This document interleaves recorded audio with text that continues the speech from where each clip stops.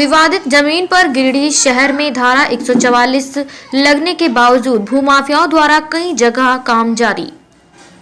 गिरिडीह भाजपा प्रदेश कार्य समिति सदस्य सुरेश साव ने अपने आवास पर प्रेस वार्ता कर सदर विधायक सुदिव्य कुमार सोनू पर निशाना साधा है। उन्होंने कहा कि विधायक के नक्सलियों के साथ संबंध है। उन्होंने सदर विधायक पर भूमाफियाओं को संरक्षण देने का आरोप लगाया है। मौके पर पार्टी के सोशल मीडिया प्रभारी मनोज मौर्य, राजेश जायसवाल और लोहा सिंह और किसान मोर्चा के नेता भी मौजूद रहे।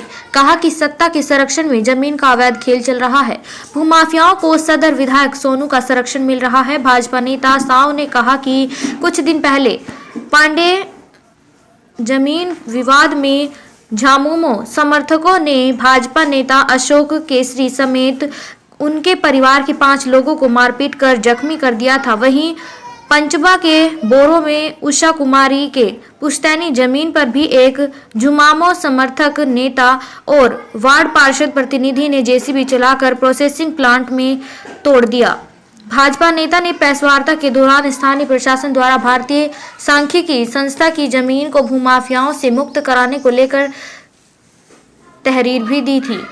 भगवान रिस्कू की गिरफ्तारी पर कहा कि पुलिस ने कुख्यात नक्सली को गिरफ्तार किया है, लेकिन विधायक नक्सली को सीएम से मिलने या यह कहकर ले गए कि उन्हें पुलिस द्वारा नक्सली कहकर परेशान किया जा रहा है। मौके पर भाजपा नेता ने पुलिस से स्पष्ट करने को कहा कि गिरफ्तार भगवान किसको नक्सली है या नहीं। उन्होंने आरोप लगाया कि सदर विधायक के संबंध में नक्सली संगठनों ने है।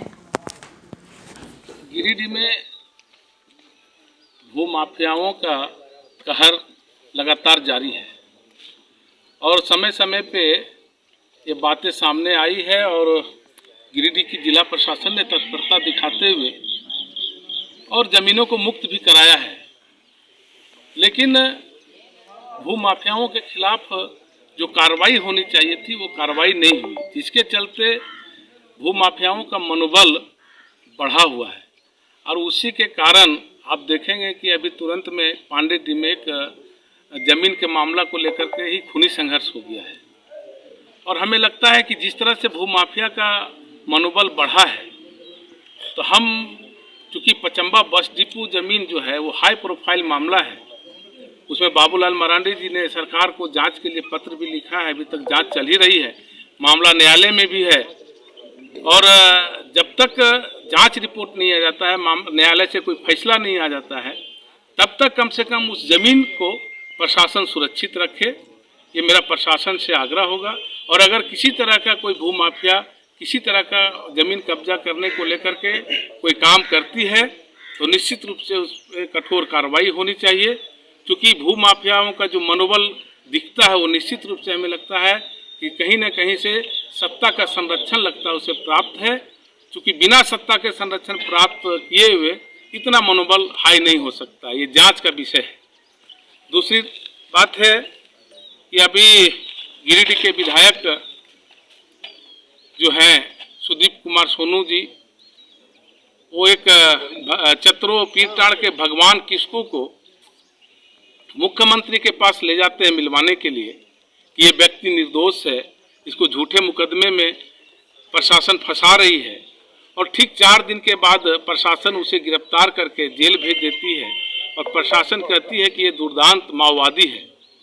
तो हम सिर्फ विधायक जी से इतना आग्रह करते हैं कि आप जनता के सामने आकर के स्पष्ट कर दीजिए, ये खुलासा कीजिए कि भगवान किसको जिसको पुलिस दुर्दांत माओवादी बता रही है उससे आपका संबंध क्या है। अगर वो सही में माओवादी है तो निश्चित रूप से ये चिंता का विषय है कि विधायक जी का माओवादियों से क्या संबंध है, इसको स्पष्ट करना चाहिए। और अगर वो निर्दोष है तो उसको भी स्पष्ट करना चाहिए, क्योंकि किसी निर्दोष को बिना मतलब का सजा नहीं होना चाहिए। फिर पुलिस ऐसी कार्रवाई क्यों कर रही है?